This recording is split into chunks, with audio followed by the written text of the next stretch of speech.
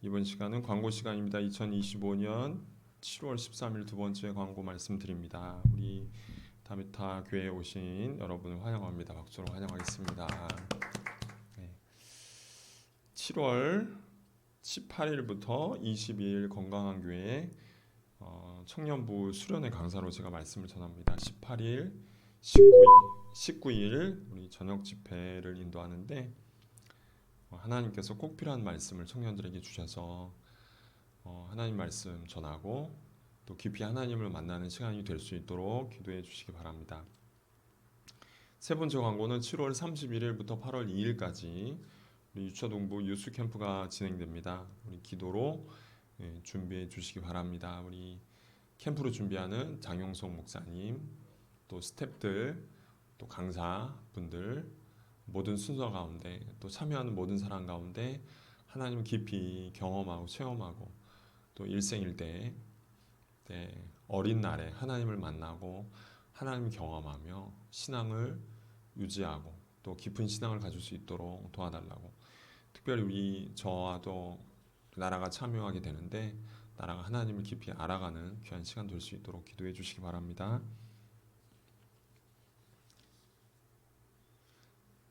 다음 순서는 말씀 순서입니다. 우리 룻기 2장 8절에서 16절 말씀입니다. 룻기 2장 8절에서 16절입니다.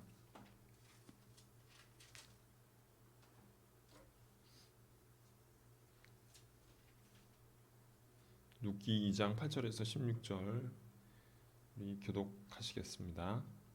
룻기 2장 8절에서 16절입니다. 보아스가 룻에게 이르되 내 딸아 들으라. 이삭을 주우러 다른 밭으로 가지 말며 여기서 떠나지 말고 나의 소녀들과 함께 있으라. 그들이 베는 밭을 보고 그들을 따르라. 내가 그 소년들에게 명령하여 너를 건드리지 말라 하였느니라. 목이 마르거든 그릇에 가서 소녀들이 길어 온 것을 마실지니라 하는지라. 룻이 엎드려 얼굴을 땅에 대고 절하며 그에게 이르되 나는 이방 여인이거늘 당신이 어찌하여 내게 은혜를 베푸시며 나를 돌보시나이까 하니, 보아스가 그에게 대답하여 이르되 내 남편이 죽은 후로 내가 시어머니에게 행한 모든 것과 내 부모와 고국을 떠나 전에 알지 못하던 백성에게로 온 일이 내게 분명히 알려졌느니라.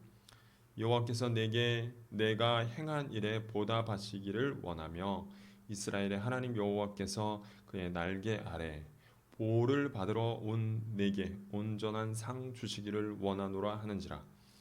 룻이 이르되 내 주여 내가 당신께 은혜 입기를 원하나이다. 나는 당신의 하녀 중에 하나와 같지 못하오나 당신이 이 하녀를 위로하시고 마음을 기쁘게 하는 말씀을 하셨나이다 하니라. 식사할 때에 보아스가 룻에게 이르되 이리로 와서 떡을 먹으며 내 떡 조각을 초에 찍으라. 함으로 룻이 곡식 베는 자 곁에 앉으니 그가 볶은 곡식을 주매 룻이 배불리 먹고 남았더라. 룻이 이삭을 주우러 일어날 때에 보아스가 자기 소년들에게 명령하여 이르되 그에게 곡식단 사이에서 죽게 하고 책망하지 말며, 같이 읽겠습니다. 또 그를 위하여 곡식 다발에서 조금씩 뽑아 버려서 그에게 죽게 하고 꾸짖지 말라 하니라. 아멘. 기도하겠습니다. 하나님, 말씀 앞에 우리가 나아갑니다. 주의 성령께서, 진리의 영께서 시간 우리 가운데 오셔서 우리 안에 진리의 빛을 비춰 주셔서 말씀을 깨닫게 하시고 그 말씀을 성령님의 힘을 입어 살아갈 수 있도록 도와주옵소서. 룻기의 말씀을 통해 하나님의 깊은 은혜를 깨달을 수 있도록 도와주시옵소서. 감사하며 예수님 이름으로 기도합니다. 아멘. 오늘 설교의 제목을 한번 따라해 보겠습니다. 사람을 통한 공급입니다. 오늘부로 룻기 강의 8번째입니다. 지난주에는 룻기의 최고의 전환점이었죠. 보아스의 출현, 보아스의 등장이었습니다. 그리고 보아스와 룻이 하나님의 섭리 가운데 둘이 만나는 장면을 갖게 됩니다. 이 보아스를 우리가 우리의 성도 입장에서 생각할 때 예수 그리스도라 할 수 있습니다. 보아스와 룻이 만남을 가졌기에 나오미와 룻의 삶이 회복된 것처럼 우리의 삶에도 예수 그리스도를 깊이 만나 우리의 삶이 회복될 수 있음을 믿습니다. 성경은 근데 우연히 룻이 보아스의 밭에 갔다고 말합니다. 그러나 우리는 압니다. 그 우연이라는 것이 하나님의 섭리, 곧 우연을 가장한 필연이었다는 것을 우리가 알게 됩니다. 그렇게 룻은 보아스를 만나면서부터 회복과 축복의 길에 들어서게 됩니다. 오늘 본문은 어떻게 룻이 보아스를 만나면서 하나님께서 점차 그의 삶에 회복을 주시고 축복하시는지에 대해서 그려줍니다. 우리가 알아야 할 사실은 하나님께서 우리를 회복하시더라도 한 단계 한 단계, 한 걸음 한 걸음 주신다는 것입니다. 자, 그러면 저번 주를 통해서 보아스와의 만남을 허락했다면 이제는 그 만남을 통해서 하나님께서 어떻게 회복과 축복을 이 룻과 나오미에게 주시는지를 살펴보도록 하겠습니다. 우리는 보아스와 룻의 이야기를 통해서 우리의 삶에 하나님께서 어떻게 회복과 축복을 해가시는지에 대해서 힌트를 얻고자 합니다. 이야기가 이어집니다. 보아스는 룻을 만나는 즉시 그녀를 돕기 시작합니다. 그녀를 왜 도왔을까? 그것은 인간적인 동정 때문이 아니었어요. 성경 분명히 얘기합니다. 하나님의 말씀에 대한 순종이었다고 얘기합니다. 그렇다면 어떤 필요를 채워줬을까? 모든 측면에서 보아스는 룻의 필요를 채워줬습니다. 육체적인 필요, 정신적인 필요, 영적인 필요. 보아스는 그녀의 모든 필요를 채워주었습니다. 그 필요들을 민감하게 캐치하고 그리고 그 민감하게 캐치한 부분들을 채워주었습니다. 오늘 말씀을 통해 한번 살펴보도록 하겠습니다. 보아스를 통한 공급이 이루어집니다. 첫 번째 육체적인 필요입니다. 가장 먼저 보아스는 룻의 육체적인 필요에 민감하게 반응합니다. 보아스는 그녀의 굶주림을 알았습니다. 14절을 한번 보겠습니다. 14절 같이 한번 읽겠습니다. 시작.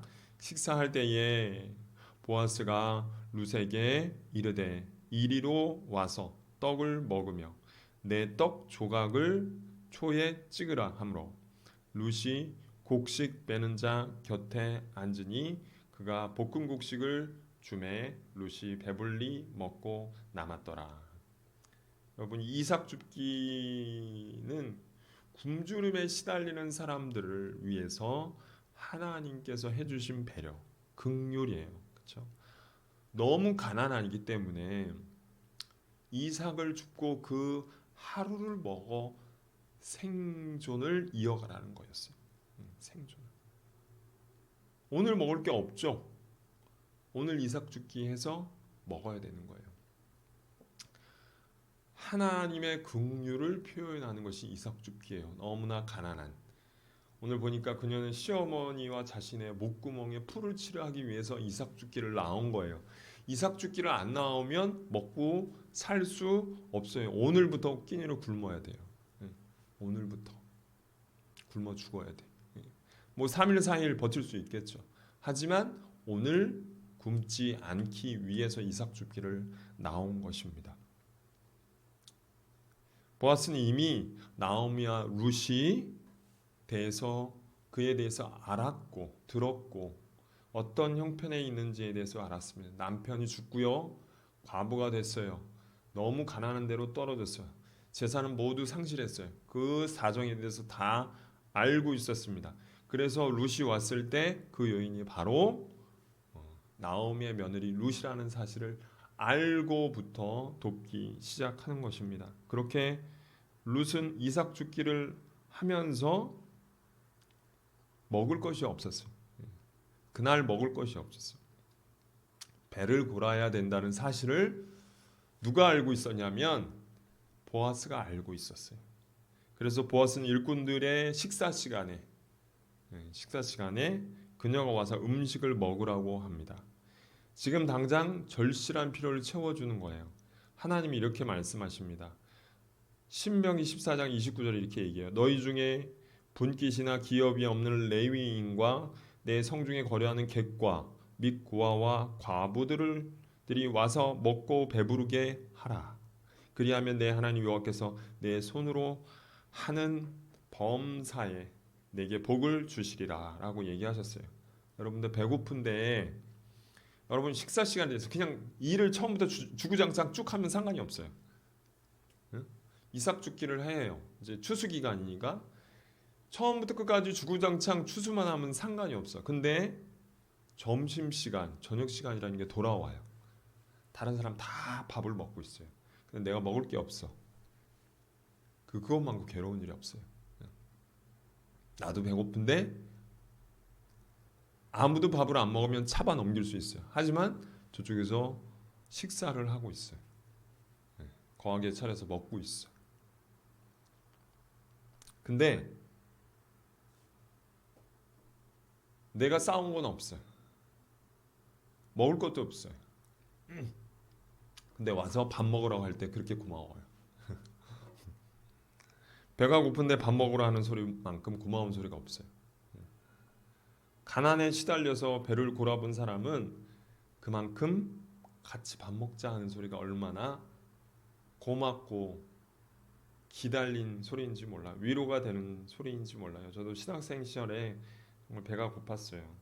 아르바이트해서 벌은 돈은 한 20일 정도 지나면 다 떨어집니다. 그래서 한 10일 정도는 밥 먹을 길이 없었어요. 그런데 그 사정을 안 경비 아저씨가 저한테 학교 식권을 나눠주곤 하셨어요. 그 아저씨가 직원이라서 학교에서 매달 이제 30일치 식권을 받아와요.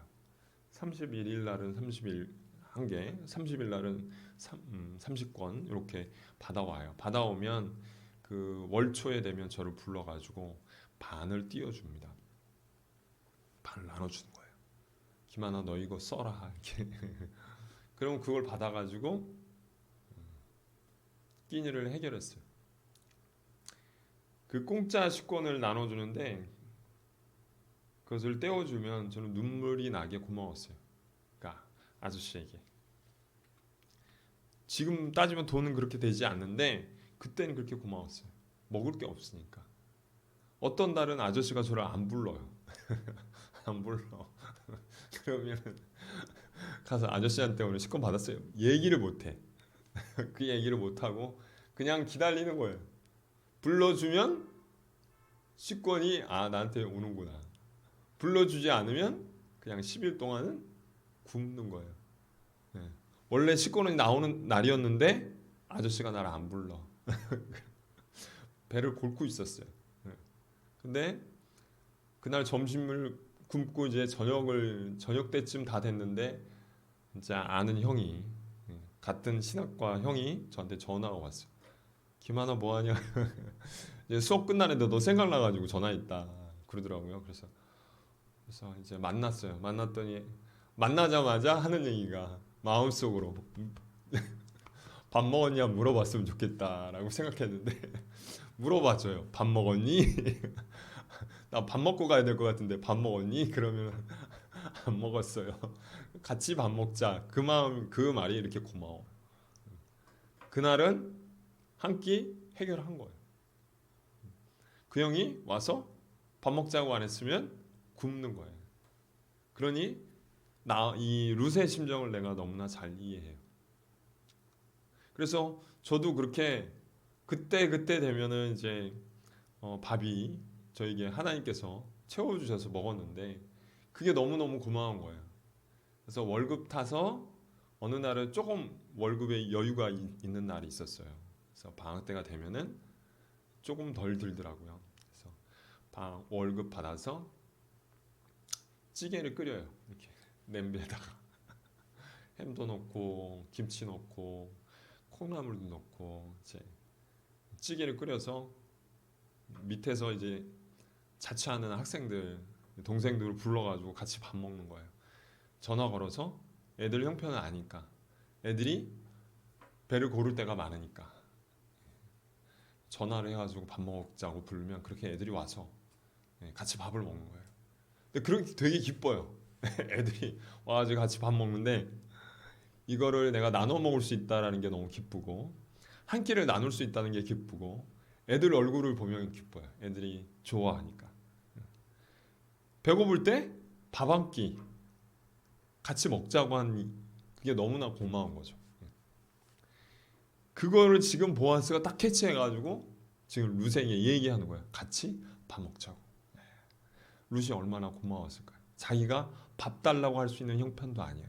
여기서 얹혀가지고 이삭 줍기 하는 것만 해도 다행이에요. 근데 밥을 싸울 수 있는 형편은 아니잖아. 근데 와서 같이 밥 먹자고 하니까 얼마나 고마워요. 그 마음을 알아주고 얼마나 위로가 되고. 예. 지금 보아스가 하나님이 보아스를 통해서 룻의 끼니를 챙겨주는 거예요. 예.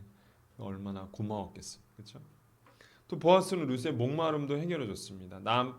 남의 밭에 와서 이삭 줍기를 하면서 눈치를 볼 수밖에 없잖아요. 그렇죠? 내가 목마르더라고 하도 하루 종일 거기서 일을 해요. 해가 떠가지고 일을 시작해서 해 질 때까지 일하는데 물을 한 모금도 안 마시고 일을 할 수는 없잖아요. 그렇죠? 근데 중동 지방이에요. 사막 지방이에요. 거기 광야에 있어요. 그래 땅을 개간해 가지고 밭을 만들어서 거기서 추수를 하는 건데 얼마나 건조하고 태양빛에 일을 해요. 그러니까 물을 마시지 않으면 쓰러져 죽을 수도 있어요. 근데 물을 못 달라고 그래요. 이삭 줍기 하러 갔잖아요. 자기는 정식 직원도 아니에요. 거기서 이삭 줍기를 해주는 것만 해도 고마운데 뭘 가서 요구할 수가 없는 형편이에요. 근데 보아스가 뭐라고 하냐면 목이 마르면 가서 저기 그릇에서 물을 먹어라 이렇게 얘기해요. 가서 이제 허락을 받았으니까 먹을 수 있어요. 얼마나 고마워요. 자기 형편과 사정을 봐주는 거예요. 마지막으로 보아스가 정기적으로 안정된 일자리를 제공해 줘요. 8절 말씀 한번 같이 보겠습니다. 같이 읽겠습니다. 시작. 보아스가 룻에게 이르되 내 딸아 들으라. 이삭을 주우러 다른 밭으로 가지 말며 여기서 떠나지 말고 나의 소녀들과 함께 있으라. 이렇게 얘기해요. 여러분 하루 이삭 줍기 할 수 있어요. 그렇죠? 근데 또 다음 날은 또 어디서 주워? 찾으러 다녀야 돼요. 한 끼 해결할 수 있어요. 그 다음 끼가 또 문제잖아. 오늘 먹을 수 있어요. 그 다음 날이 문제잖아요. 그 형편을 알아주는 거예요. 야 여기서 이제 계속 일해라. 여기서 계속 주서라. 다른 데 가지 않아도 된다. 보장해 주는 거예요. 밭 주인이 그런 보장을 해주는 거예요. 여러분 내가 하루 벌어서 하루 먹어요. 살아야 돼요. 그런 형편이에요. 지금 룻이. 근데 오늘 일을 했어요. 그걸 먹어요. 오늘 먹을 수 있겠죠? 내일 또 일해야지 먹죠. 그렇죠? 그런 사정을 누가 알아주냐 이거예요. 누가 관심을 갖냐 이거예요. 근데 지금 보아스가 룻을 그렇게 세밀하게 민감하게 돌봐주는 거예요. 이제 다른 데 가서 일할 필요 없어요. 다른 데 일자리가 찾을 필요가 없어요. 추수가 끝날 동안에 먹는 일은 해결이 되는 거예요. 자기가 열심히만 일하면. 얼마나 고마워요. 지금 당장에 목구멍에 풀칠할 수 있도록 도와주는 거예요. 보아스가 그런 역할을 하는 거예요. 여러분 당장 먹을 게 없는데 미래를 생각할 수 없어요. 당장 먹을 게 없는데 그 끼니를 채워주는 것만큼 고마운 일이 없어요. 필요한 일이 없어요. 그렇죠? 평생 기억나요. 그게 평생. 그만큼 하나님께서 지금 당장한 절실한 필요, 육체적인 필요를 채워주기 시작하시는 겁니다. 보아스를 통해서. 두 번째는 보아스가 이런 배려를 하자 그녀가 어떻게 반응했냐면, 여러분 얼마나 고마워요. 얼마나 고마웠으면 이 룻이 얼굴을 땅에 대고 머리를 조아리면서 절을 합니다. 절을 해요. 얼마나 고마웠으면. 생명의 은인인 거예요 지금. 그러면서 이렇게 물어요. 뭐라고 물었냐면, 그런 절을 하는 거 감사의 표현이고, 자기가 얼마나 보잘것없는 사람인지, 얼마나 이제 겸손해졌는지. 여러분, 룻이 낮아질 대로 낮아졌어요. 그렇죠? 낮아질 대로 땅에 절을 하는 거예요. 한번 생각해봐요. 그리고 자기는 당신이 부리는 하녀와도 같지 못하다 이렇게 얘기해요. 그렇죠? 그렇게 절을 하면서 낮아지면서, 낮아질 대로 낮아지면서 절을 하는 거예요. 그리고 근데 보아스는 여기서 멈추지 않고 또 공급을 해줘요. 정신적인 필요를 또 도와줘요. 먼저 보아스는 룻을 보호해 줍니다. 보호해 줘요. 사람에게 가장 필요한 욕구 중에 하나가 뭐냐면 안전에 대한 욕구예요. 안전. 내가 위험하다, 위협을 느끼다, 거기서 어떤 일을 당할지 모른다라는 환경과 처지, 그런 상황에는 놓이고 싶지 않아요. 그런 데는 피해야 돼요. 그렇죠? 근데 지금 그런 어려움도 감수하면서 일자리를 구해서 나왔어요. 여러분, 어떤 일을 하면 거기서 해코지를 당할지 모르는 위험성이 있는데, 보아스 밭에서 남자들이 가만두지 않는 일들이 많았는데, 그러면 어떻게 이 일을 할 수 있겠어요? 그런 이제 이삭죽기 일을 하겠어요. 내가 거기서 어떤 일을 당할지 모르는데. 근데 보아스는 룻의 이런 상황을 정확히 캐치하고 있어요. 딱 보고 있어요. 그래서 자기 밑에서 일하는 일꾼들에게 명령을 내려요. 룻 건드리지 마라. 명령을 내려요. 룻을 건드리지 마라. 룻은 자신을 보호해 줄 수 있는 남편이 없었어요. 아들이 없었어요. 그렇죠? 남자들이 그런 역할을 하는데 남자란 남자가 없어요. 만약 어려움을 당해도, 몹쓸 짓을 당해도 자기를 보호해 줄 남자가 없었어요. 끼니를 해결하기 위해서 목구멍이 포도청이라 와서 그런 위험을 감수하면서 와서 일했지만, 만약 그런 일을 당할 수도 있잖아요. 당할 위험이 크잖아요. 보호자가 없으니까. 그렇죠? 근데 보아스가 그런 형편을 봐주는 거예요. 보아스가 그녀의 보호자가 되어주는 거예요. 그런 일을 완전 차단해 주는 것입니다. 이방 여인이 딱 일하러 왔어요. 이삭 죽기를 한다고 생각해봐요.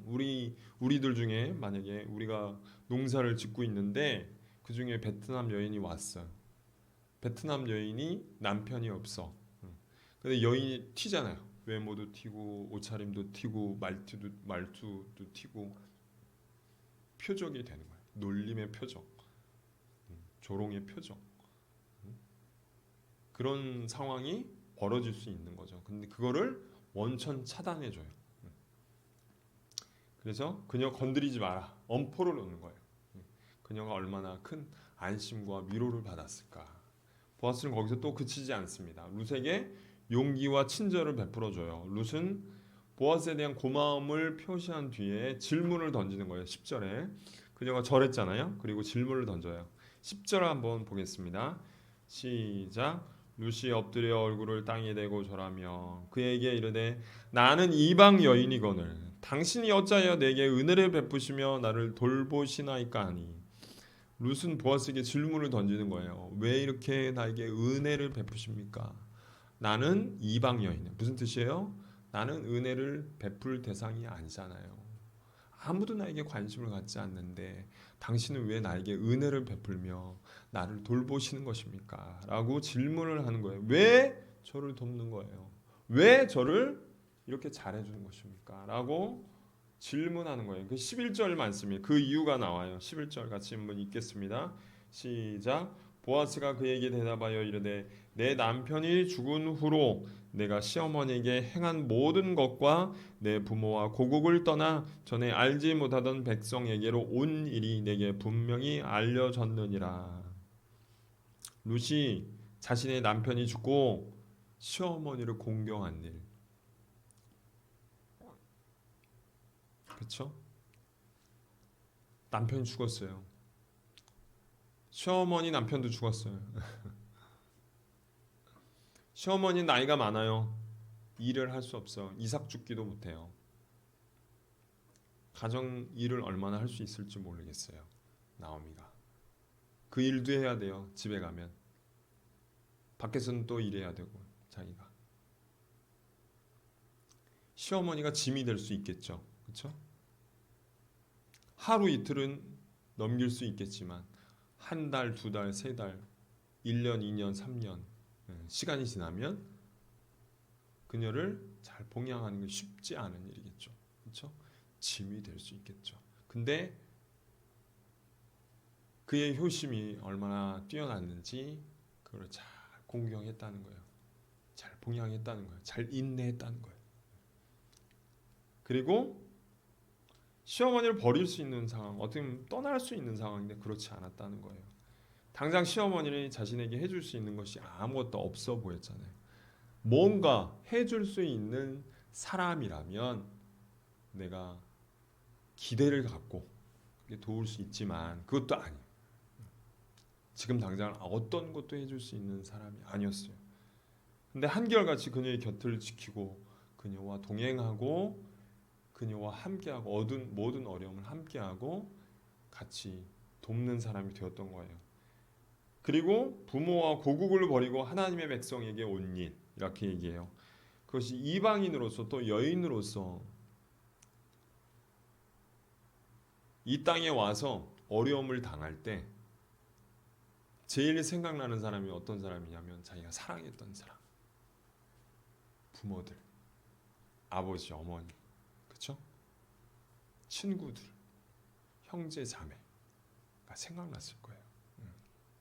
근데 그 다 버리고 왔어요. 고국에 왔단 말이에요. 그리면 얼마나 사무쓸 때가 많아요. 외국에 나가면 우리 한국 사람들이 애국자가 된대요. 그 전에 없던 애국심이 생겨요. 그 전에 없던 내가 어려움을 당하면 부모에 대한 부모가 나를 얼마나 힘들게 키웠는지 그걸 깨달아요. 그래서 군대에서 훈련 받으면요 6주차인가 이렇게 되면 5주차 6주차 되면은 이 훈련을 받다가 어머니 아버지 소리를 지르는 그럴 때가 있어요. 방동 이렇게 막 소리 지르면 다 울어. 그동안 없던 효심이 생겨가지고 막 울어. 그동안 내가 너무나 잘못했다고 그러면서 이제 부모님에게 효도한다고 막 그래요. 근데 제대하면 다시 돌아가. 어려우면 부모님 생각나요. 어려우면 나를 사랑해줬던 사람들이 생각나요. 근데 그렇게 고국을 버리고 와서 하나님의 백성이 되겠다고. 이제는 이 백성으로 살겠다고 했던 결단들이 다 알고 있다는 거예요. 지금 그거에 대해서 지금 알아주는 거예요. 그녀가 말도 글도 아무도 없는 이 이방 땅에 와서 당하는 고통과 어려움, 자기가 했던 선택, 자기가 했던 모든 결단, 하나님께 보였던 시어머니께 보였던 이런 충성과 희생과 사랑을 아무도 모를 것 같았는데 아무도 알아주지 않을 것 같았는데 오히려 가까운 부모와 고국에 있던 사람들은 몰랐을 것인데 그거에 대해서 알아주는 사람이 있었다는 거예요. 지금 알아주는 사람. 지금 바로 보아스가 그걸 알아주는 거예요. 아무도 나의 이런 헌신과 괴로움에 대해서 알지 못하는 줄 알았는데 알아주는 사람이 있는 거예요.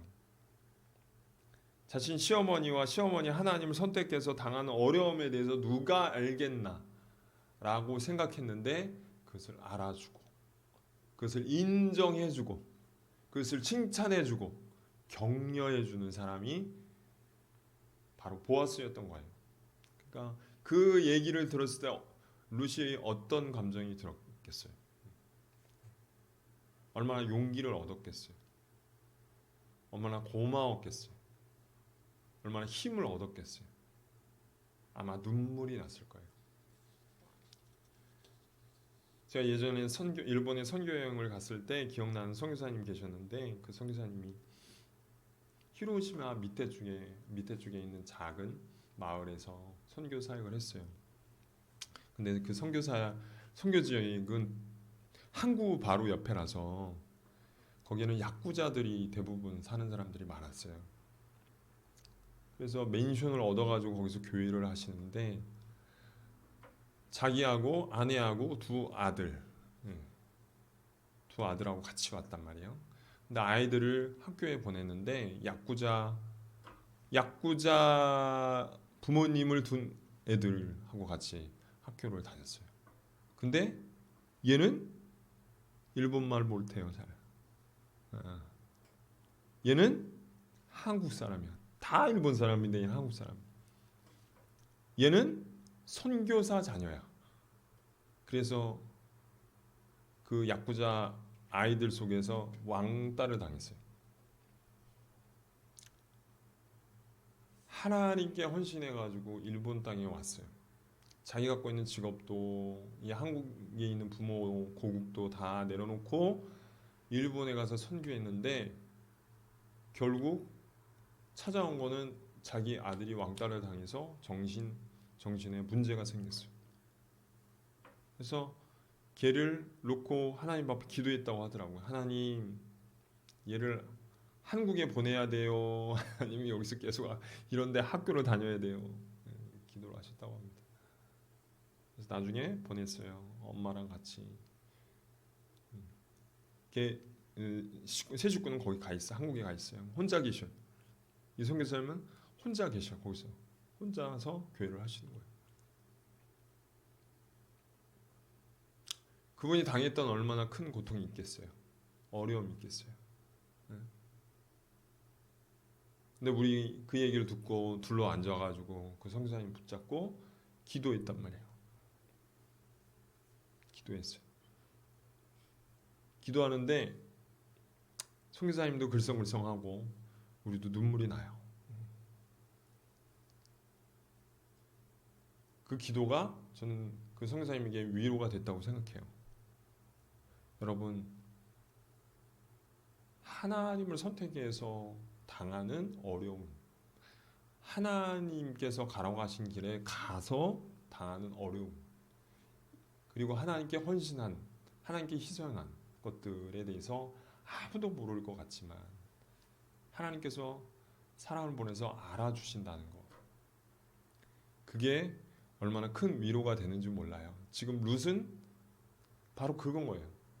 자기는 선교사는 아니지만 이방 땅에 와서 이삭 줍기를 하면서 생계를 겨우겨우 이어가야 되는 형편이었어요.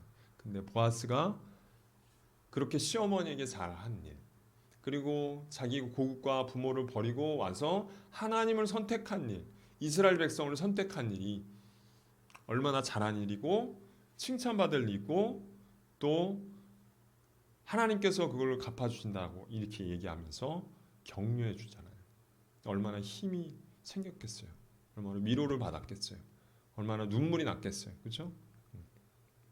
지금 보아스가 그런 역할을 지금 해주는 거예요.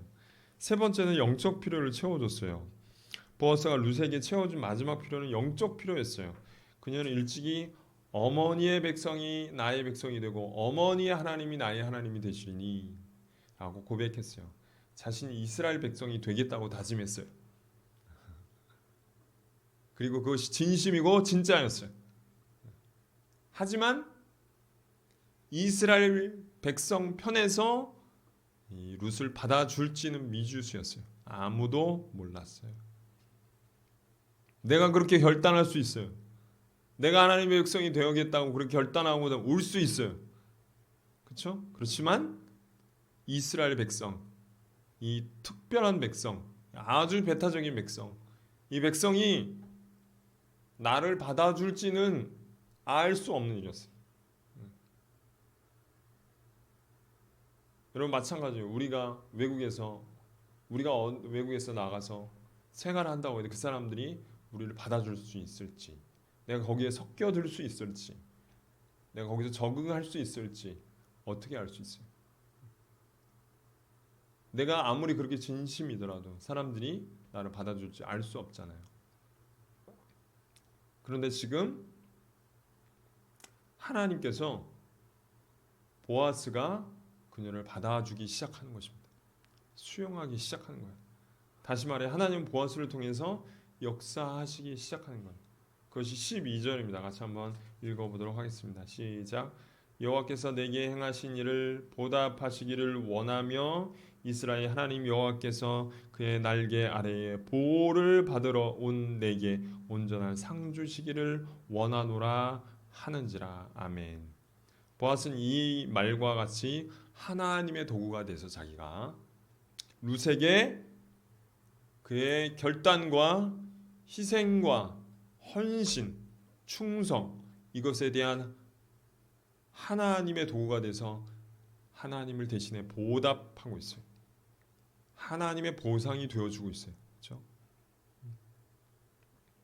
그녀는 보아스를 통해서 이스라엘 공동체, 그 공동체에 지금 받아들여지기 시작하는 것입니다. 이스라엘 백성은요, 모압인을 받아들이지 말라고 그랬어요. 모압 남자예요, 남자. 근데 이 룻은 모압 여자예요, 여자. 그 당시 여자는 더 사람 취급을 안 하잖아요. 모압인이잖아요. 너 받아들이기 더 힘들죠. 그렇죠? 이스라엘 공동체 받아들이지 말라고 그랬어요. 일원이 되지 절대로 시키면 안 된다고 그랬어요. 근데 지금 보아스는 그를 받아주기 시작하는 거예요. 뭐 때문에?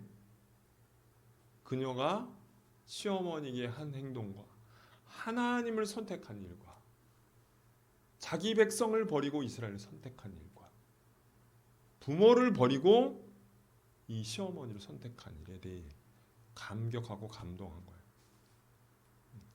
그리고 모든 그 예루살렘 마을에 그 소문이 다 퍼졌어요.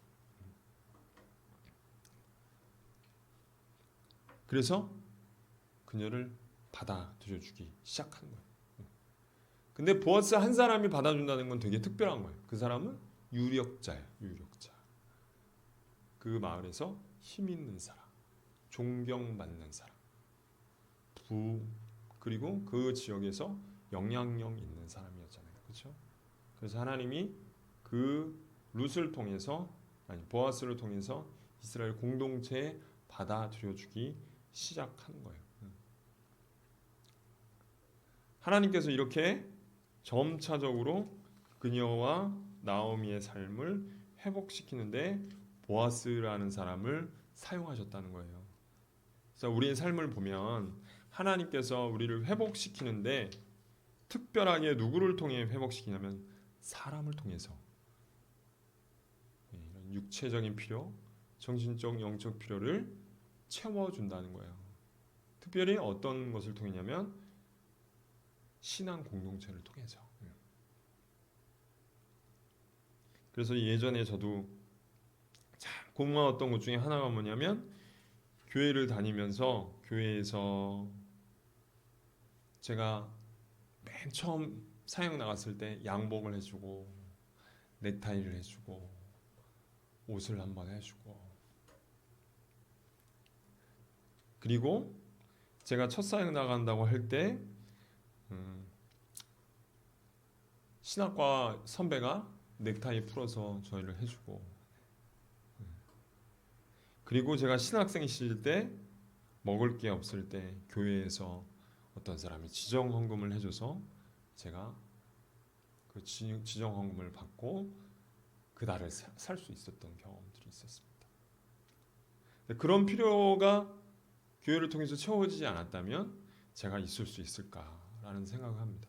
교회는 서로 필요를 채우고 서로 돕고 서로 하나님의 손길이 되어서 하나님의 사람이 되어서 하나님의 축복을 흘려보내는 공동체가 되어야 하는 것입니다. 같이 한번 기도하겠습니다.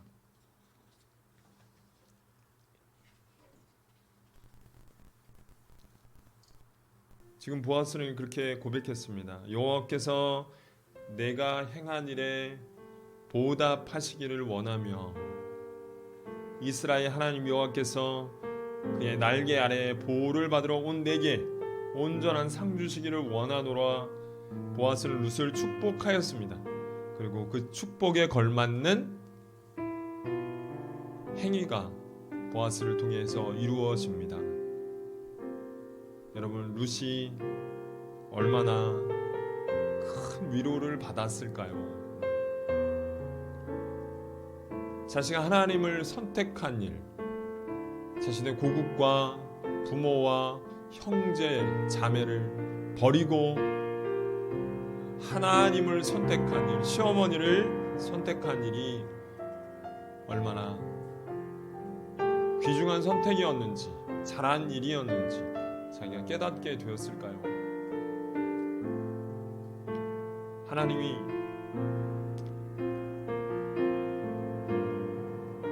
하나님을 위해서 버린 것들을 하나님께서 다른 사람을 통해 채워주시는 놀라운 역사가 이렇게 룻의 삶 속에 이루어지고 있습니다.